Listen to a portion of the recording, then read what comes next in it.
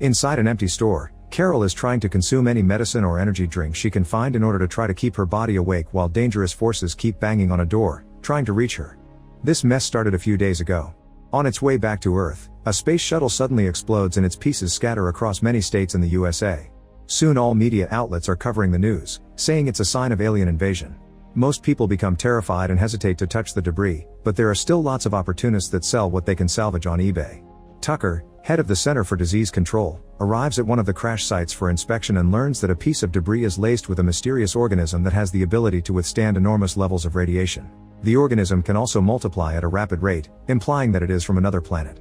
On his way out, Tucker accidentally touches a small piece of debris and receives a cut on his finger, but he doesn't think much of it and leaves. Later that evening, Tucker goes home, only to find his dog growling at him before ignoring him for no reason. When he goes to bed, Tucker's body starts sweating profusely and experiences an intense cellular condensation on the face, as if something has taken over him. Meanwhile, Tucker's ex-wife Carol hears her son Oliver screaming because of a nightmare. She immediately rushes to his room to wake him up and stays with him to comfort him for the rest of the night. The next morning, Carol gets a call from Tucker asking to see his son, which is not normal for him. Carol says no and hangs up. Afterward, Carol drops Oliver at school and goes to her office, where she works as a psychiatrist. On her way there, she runs into her best friend Ben, who offers to give her a ride. Ben is a doctor, and he shares with Carol the fact that the government is hiding something serious from them, as all the researchers on the crash site have resigned.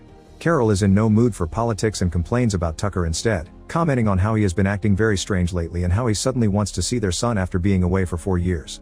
As soon as she makes it to her office, Carol sees her first patient Wendy, who shares that her husband has been acting very weird lately.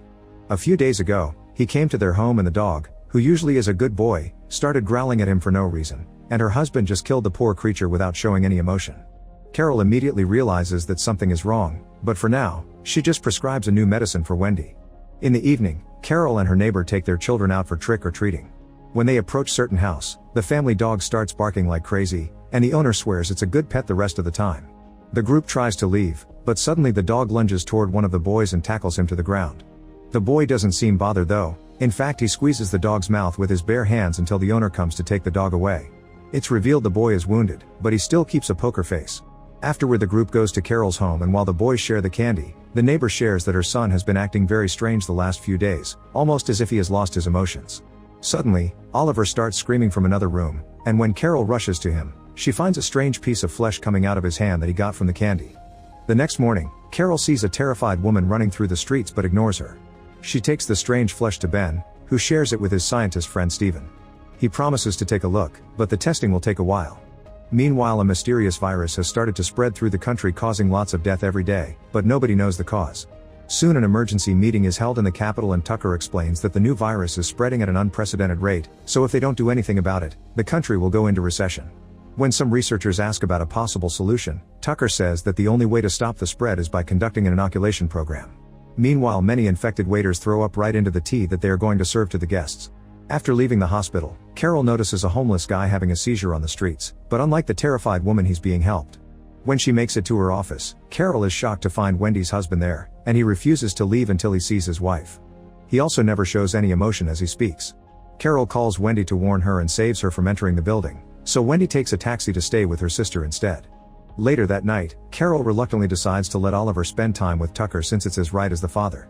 On their way to Tucker's house, a terrified woman suddenly appears in the middle of the road. Luckily, Carol hits the brakes just in time. The woman desperately asks for help as she insists that something terrible will happen soon, but before she can add more details, a car suddenly runs her over. Carol notices the driver still keeps a poker face during such a horrible accident, and when the cops arrive at the scene, she immediately wants to testify against him. However, the head cop simply tells her to go home because they have this covered, which Carol finds weird. Moments later, Carol drops Oliver at Tucker's place, noticing her ex doesn't show much emotion on his face before she leaves. Afterward, she meets Ben to attend a very fancy party, where they have a very philosophical conversation with diplomat Belisk, his wife Ludmilla, and Dr. Yorish. After the party, Ben takes Carol home and tries to kiss her, but Carol soon breaks the kiss because she doesn't want to ruin their friendship. Once inside, Carol sends Oliver a message and suddenly hears someone at the door. She only opens it a bit and finds a man asking questions for the census department, which doesn't make sense at this hour. Carol tries closing the door in his face, but the man puts his hand inside, triggering a struggle between the two of them. At last, Carol wins and locks the door, causing the man to go away. Meanwhile, Oliver gets to play with his friend Jean, who says his father is behaving weirdly, and Oliver thinks the same about his own. When he goes home, Oliver finds Tucker making a special drink for him.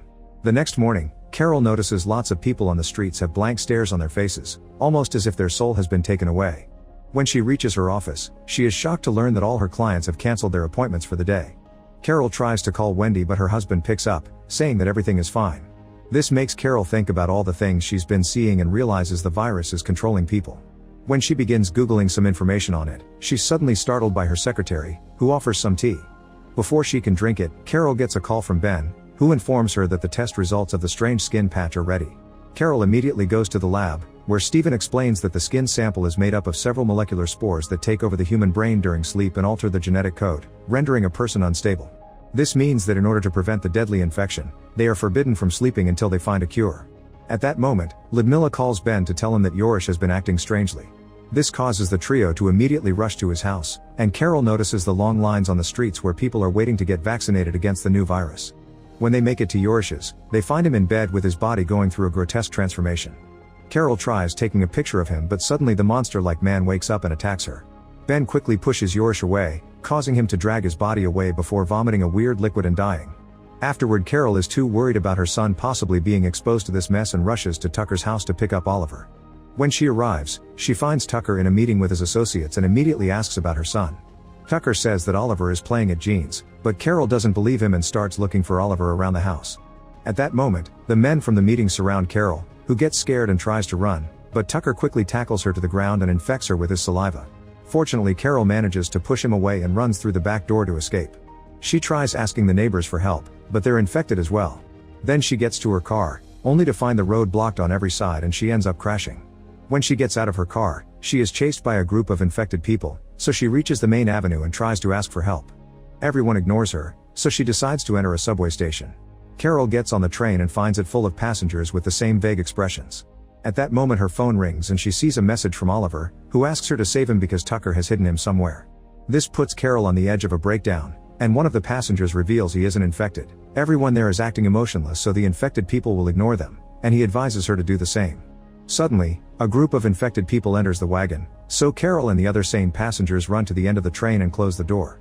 The infected ones press the emergency button to make the train stop before breaking down the door to start infecting the passengers, so Carol opens the back door and jumps off the wagon, escaping by running through the tunnel until she reaches the locker room of a station. There she finds a guard's gun, and when said guard approaches her, she gets too scared and shoots him by accident. Terrified, Carol drops the gun and crosses the station, keeping a poker face to pretend to be infected. When she makes it back to the street, she watches some cops catching the uninfected citizens to force them to take the vaccine, which is actually Tucker's trick to pass the virus to everyone. At that moment an uninfected cop notices the sweat on Carol's face and tells her to go away quickly because the sweat will give her away. Carol starts walking away and bumps into her neighbor, who offers the shot to her. Luckily Carol's acting convinces her that she's already gotten the vaccine. Afterward Carol goes to Tucker's house, only to find it empty. She leaves a message for Oliver before going out again, and she finds a bunch of people watching a couple end things for themselves.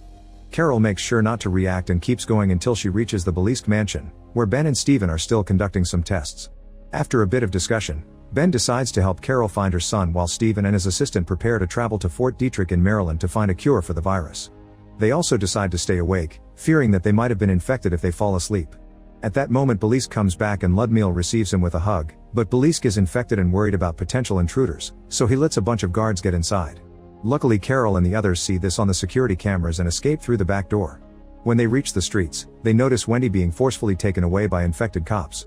She tries fighting against them, yelling that she slept yet she was still okay, but the cops knock her out anyway.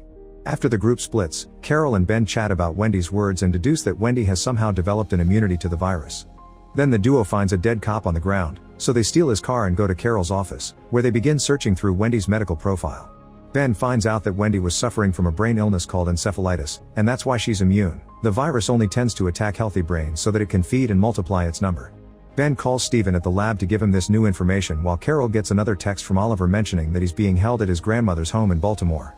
Scared, Carol confesses to Ben that she has already been infected with the virus, but Ben promises that everything will be alright.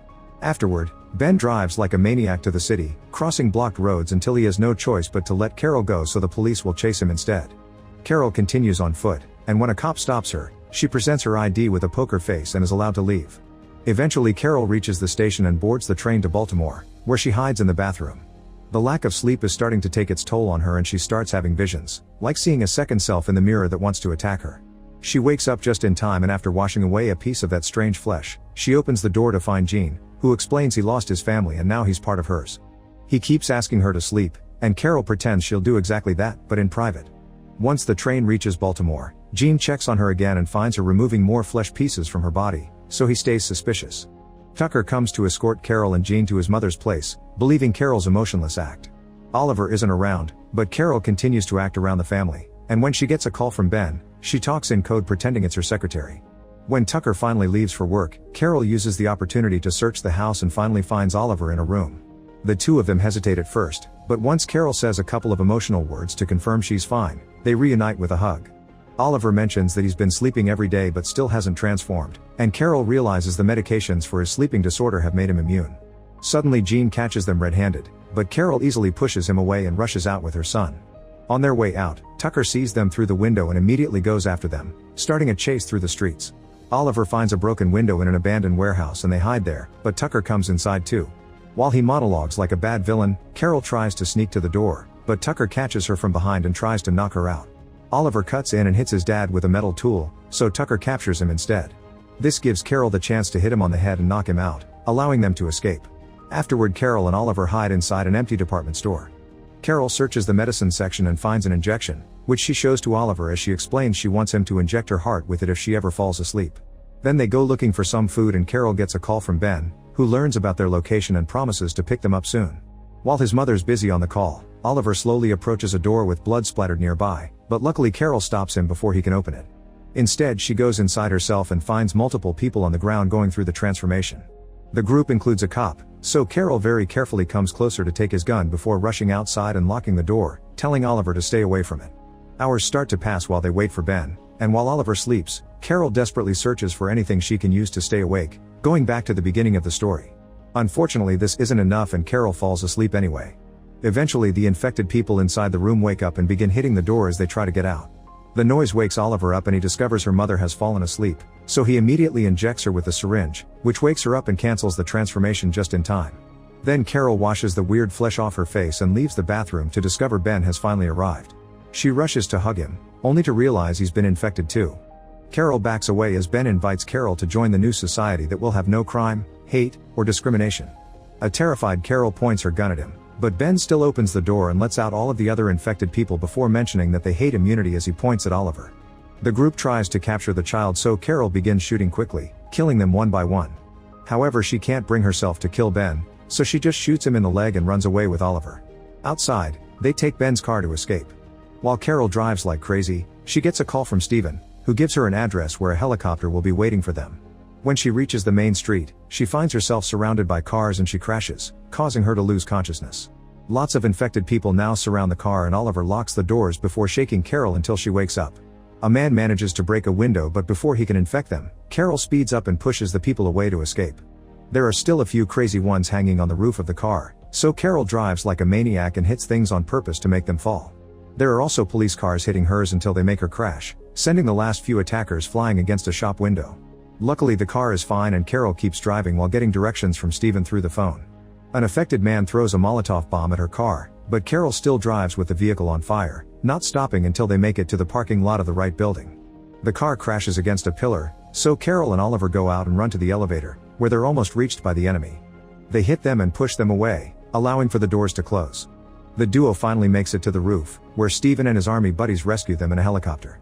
Sometime later, scientists outside the USA have finally created a vaccine, and thanks to it the alien virus has been eradicated from the entire world, allowing life to be normal again. As the main scientist behind the vaccine, Steven explains to the press that the vaccinated people will have no memories of the earlier events. Meanwhile, Carol has adopted Gene and she is now in a relationship with Ben. While the boys leave for school, Ben reads the newspaper and comments on the violent crimes committed by people, which leaves Carol thinking about the aliens' offer of peace.